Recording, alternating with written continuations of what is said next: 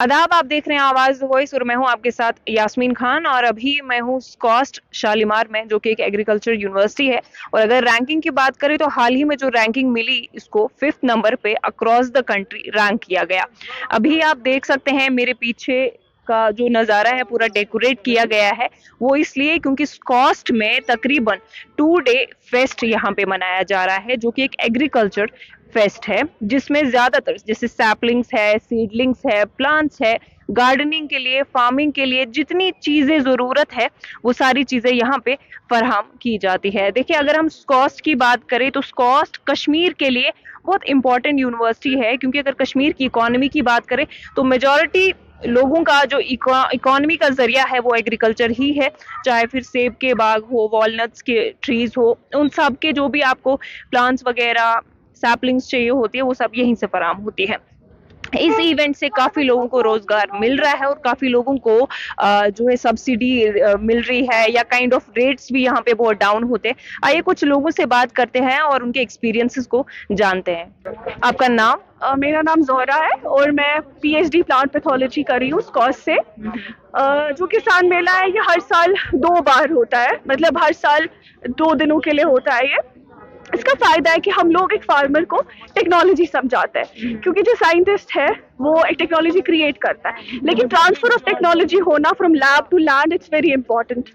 सो उसके लिए जो ये 2 दिन का एक फेस्टिवल जैसा रहता है फॉर फार्मर्स, उससे हम लोग उनको बताते हैं कि हमारे पास क्या क्या स्ट्रेटजीज है, क्या क्या टेक्नोलॉजीज है जिससे हम लोग आपको बेनिफिट कर सकते हैं। क्योंकि एक साइंटिफिक वे में कोई चीज़ करना as compare to traditional follow करना मेथड एक बहुत डिफरेंस क्रिएट करता है। और क्योंकि हमारी जो GDP है, it's all dependent on agriculture, directly, indirectly, especially in Kashmir. So we need to focus on agricultural products. We need to focus on agricultural things related to agriculture. जो भी है, we need to focus on that. So for that उस चीज के लिए this किसान मेला it's really very important. और देखिए, अब जो टेक्नोलॉजी ड्रिवन इनिशिएटिव्स या चेंज है, जब आप फार्मर्स को इसके बारे में बताते हैं तो उनका कैसा वहां से जवाब होता है? Like how do they react to new things? हमने बहुत सारे देखो, जैसे हमने कुछ पेटेंट्स क्रिएट किए हैं, यूनिवर्सिटी ने बहुत सारे पेटेंट्स लिए, बहुत सारी चीज़ों में ऐसी सी एडवांसमेंट लाई जो पहले नहीं थी। लेकिन जो फार्मर वो टेक्नोलॉजी को देखता है कि ये चीज़ से मेरे को बहुत फ़ायदा मिल रहा है और मेरा टाइम कम लग रहा है, कंज्यूम उतना टाइम नहीं हो रहा है, और with in short period of time मुझे बेनिफिट ज़्यादा मिल रहा है और मेरा ओवरऑल बेनिफिट कॉस्ट रेशो बढ़ रहा है, मेरे को बेनिफिट ज़्यादा है, तो वो अवेल करते हैं। जो भी नया कोई स्टार्टअप है, कोई भी नई टेक्नोलॉजी, कोई भी जो कॉस्ट प्रोवाइड करता है, so they very happy with it and वो उसको खुले दिल से like they take it. Apart from men, women equally are participating in the event. अभी हमारे साथ एक लेडी है, आपका नाम क्या है? जी, I am doctor Sadia Sajjad. मुझे बताइए कि ये जो इवेंट है, इस तरह के इवेंट स्पेशली अगर वुमेन एम्पावरमेंट की बात करें, किस तरह से उसको बढ़ावा देते हैं? जो ये इवेंट था, ये यूनिवर्सिटी ऑफ शहरी Kashmir university of agriculture sciences ने ये इवेंट 2 डेज का सीड मेला होता है। इसमें डिफरेंट जो फैकल्टीज़ हैं इस यूनिवर्सिटी की वो पार्ट लेती हैं, प्लस डिफरेंट फैकल्टीज़ का हर कोई division. So we are from veterinary sciences, livestock products technology हमारे डिवीजन का नाम है। वहाँ हम लोग लाइव स्टॉक के जो प्रोडक्ट्स हैं, मतलब जो हमारा लाइव स्टॉक है उसके जो products that is the mutton, meat based products, milk based products and wool based products, उनको यूज करते हैं। तो उसमें हम लोग क्या करते हैं कि जो भी हमारे डिवीजन में ट्रेनिंग भी मिलती है सब लोगों को, women as well as men, उसमें हम लोग प्रोडक्ट की वैल्यू एडिशन करते हैं। मतलब मिल्क से हम मिल्क बेस्ड प्रोडक्ट्स बनाते हैं, मीट से हम मीट बेस्ड प्रोडक्ट्स बनाते हैं और वूल से हम वूल बेस्ड प्रोडक्ट्स बनाते हैं। और उन सब की कमर्शलाइजेशन में भी हम इनकी हेल्प करते हैं। जो भी हमारे पास लोग आते हैं ट्रेनिंग के लिए, स्पेशली हम लोग विमेन को भी ट्रेनिंग देते हैं, उनको भी हम लोग पूरा ट्रेन करते हैं कि कैसे प्रोडक्ट्स बनेंगे, उनकी वैल्यू एडिशन कैसे होगी, उसके बाद उसको कमर्शलाइज कैसे हम कर सकते हैं। तो ये हमारे डिवीजन का मैंडेट है। अगर हम फार्मिंग की बात करते हैं तो मोस्टली बोला जाता है कि मेल डोमिनेटेड सेक्टर है। So where do you find women in this sector specially? In this जो हमारी प्रेजेंट गवर्नमेंट है वो बहुत सारी स्कीम्स दे रही है, that is for the women as well, जो विमेन एम्पावरमेंट को बहुत ज़्यादा सपोर्ट करते हैं। तो उस वजह से वो सारी स्कीम्स जो होती हैं वो हमारी विमेन अवेल कर सकती हैं, और उन स्कीम्स की मदद से भी वो लोग ये जो फार्मिंग वगैरह है, they can take up that those things as well as they can take up various product development. जो हमारे प्रोडक्ट डेवलपमेंट है वो भी वो टेक अप कर सकते हैं। So we have with us mister Ashfaq. तो सर, आपसे जानना चाहेंगे, how is this event going to benefit the local growers of Kashmir, specially people who are dealing with agriculture. Yeah, thank you very much for giving this opportunity. What I understand is जो भी event इस वक्त हो रहा है, तो just though it is a very small kind of two days event, but what we have seen over a period of last 2 days is that many farmers, many entrepreneurs who want to get into agricultural space get ideas what is happening in the agricultural space in J&K per se, be it in terms of technology, be it in terms of what kind of new research that is happening. Particularly the stall set up by Department of Agriculture for their own researchers. They are exquisite and excellent. The kind of information that we kind of get from these kinds of researchers it is really helping the farmers. It will really help the entrepreneurs who want to get into agricultural space. So we also have set up our own unit out here. Let's say we are into Cred Integrated Agriculture.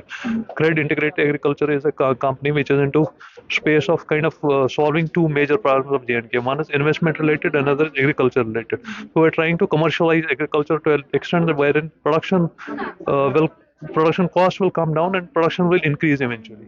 So what will happen is eventually two problems, investment भी होगा और agriculture भी होगा. दोनों चीजें इसमें integrate करके एक ऐसे सोल्यूशन बनाया गया कि एक छोटे इन्वेस्टर के लिए इन्वेस्टमेंट अपॉर्चुनिटी है और एग्रीकल्चर स्पेस में because we have a local market out here for agriculture, let's say for sheep, for poultry, for dairy.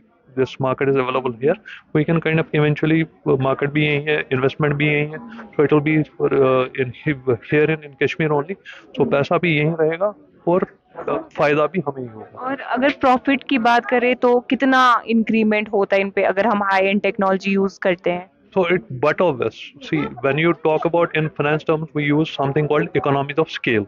So economies of scale में बड़े बड़े चंक पे कोई काम होता है. Let's say China is a manufacturing hub. Why is it so?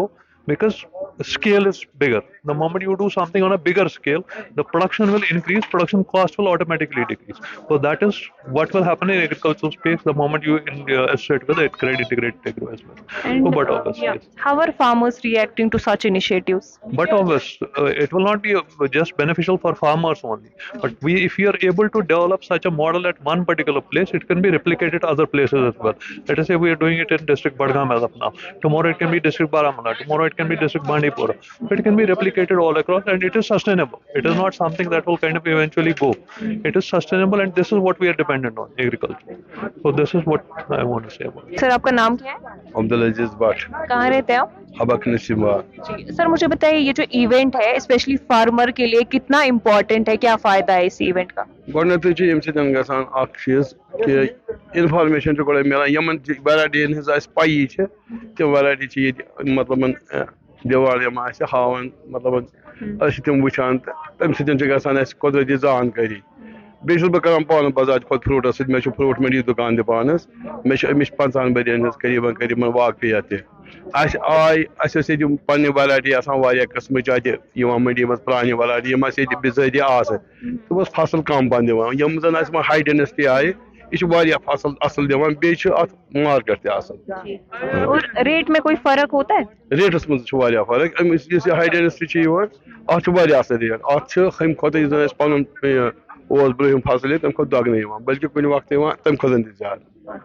When we talk about farming या sheep rearing की बात करते हैं तो हमारा मेजर जो हमारा फोकस रहता है वो यही होता है कि ब्रीड ऑफ एनिमल्स होते हैं, मीट या मटन सप्लाई होता है, कंज्यूम होता है वो चीज़ें.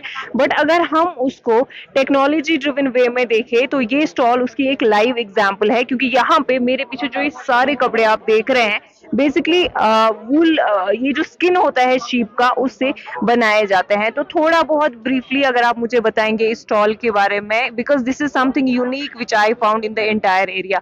तो क्या कॉन्सेप्ट है इसके पीछे? मैम कॉन्सेप्ट इसमें ये है कि जो हमारे पास अराउंड 8,000 से 10,000 पैलेट्स पर डे स्लाटर्स होते हैं शीप यहाँ पे मटन पर्पस के लिए, तो उसका जो बाई प्रोडक्ट निकलता है major by product is pelt. And this pelt industry is one of the thing which can give us the wealth out of that. So concept यही था कि जो हमने प्रपोज किया गवर्नमेंट को under the HADB project we will generate wealth out of the waste. उसमें हमने वूल और पेल्ट के बारे में बात की तो government has sanction that project. इसमें sheep husbandry department as well as SKUAST Kashmir both are a party, they are collaborators. And the purpose behind that was कि विल रिवाइव दिस इंडस्ट्री, जो कि फर इंडस्ट्री पहले हुआ करती थी, जिसमें वाइल्ड एनिमल्स के जो पेल्ट इस्तेमाल किए जाते थे गारमेंट बनाने के लिए, but that was banned. But now what we intend to use this sheep pelt for that purpose. And this is a live example what you are seeing here. We have utilized these sheep pelts for preparation of these number of garments, be it apparels, be it our bags, socks, and then shoes, then everything, then prayer mats. We can convert this sheep pelt into hundreds of valued products. So that is the basic concept, and if that will succeed, and hopefully the Jammu and Kashmir state will be in a position to convert this waste into wealth and get a foreign exchange for that. तो kindly थोड़ा बहुत मुझे बताइए कि जो फर है उसकी काफी डिमांड रहती है ग्लैमर वर्ल्ड पे, जैसे अभी आई टोल्ड यू कि अंबानी की जब वो इवेंट उनका था तो वहां पे रिहाना ने कश्मीरी शॉल यूज किया था, तो सिमिलरली जैसे सेलिब्रिटीज होते हैं तो अक्सर दफा फर वगैरह भी ऐसे गले में डालते हैं या जैकेट्स या बाकी चीजें, तो क्या आपने एक बड़े लेवल पे कभी इस बिजनेस को पिच किया है? हम एक्चुअली यहाँ पे अभी बिजनेस की हम we are right now reviving this thing.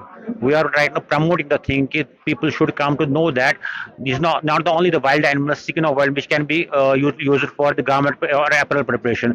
It is the domesticated sheep which can be utilized. That is our main focus right now, and we are just promoting the things, and that is a live example. And glamour world की आपने बात की, glamour world में definitely this is a thing, because this is the article. It varies. It depends upon the it is design depend करता है artist ने कौन कितनी मेहनत की, उस पे इस पर वैल्यू डिपेंड करता है. It can very range from the article can range from 500 rupees to lakhs of rupees. So that is our target is that. And how many people are getting employment out of it? Right now there are so many people who are working on the fur business, but our concept is that we want to utilize this sheep pelt for that purpose. Those artisans जो कि इसमें काम करते थे पहले भी, उनको capacity building करना है, ह्यूमन रिसोर्स डेवलपमेंट करना है, तो उनको थोड़ा सा हैंड होल्डिंग करना है, वो भी हम इंशाल्लाह इस प्रोजेक्ट में करेंगे. एंड मेन थिंग हमारा ये है कि जो फर प्रोसेस होती है, टैनिंग वगैरह होती है, यहाँ पे उतनी फैसिलिटीज नहीं है. What we want to have our own processing plant, जहाँ पे हम पेल्ट्स को प्रोसेस करके देन उसको टैन करके जो प्रिजर्व होने के बाद हमारे आर्टिसंस का काम है टू कन्वर्ट दैट वेस्ट जो प्रोसेस करके हमने पेल्ट बनाया, उसको convert into variety of goods, जो हमने यहाँ पे किया है.